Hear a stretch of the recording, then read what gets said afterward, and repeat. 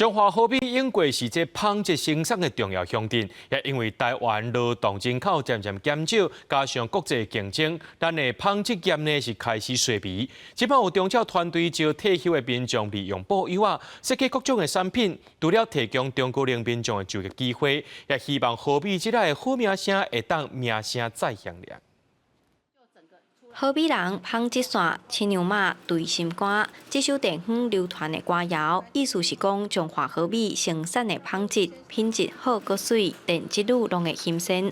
但是1980年代因为大环境改变，好米的纺织业开始稀微。阮打做迄几年纺织吼，是生意足好足好的。阮虽然是毋是做三班的，是大工，但是阮嘛是拢做甲足暗的，以厂为家啦。啊，到尾啊，因为很多产业啊，伊拢外移啊，咱遮的纺织就开始一直没落去啊。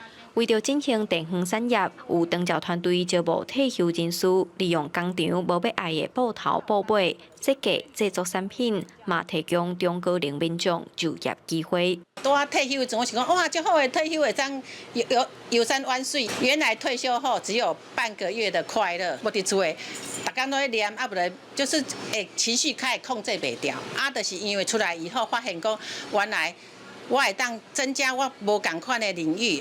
透过边角料，然后透过织女的零碎经济，不会就一定死钉钉的我就要8个小时，或者是我要4个小时。我觉得对劳动市场是一个不错的一个可以仿效的地方，这样子。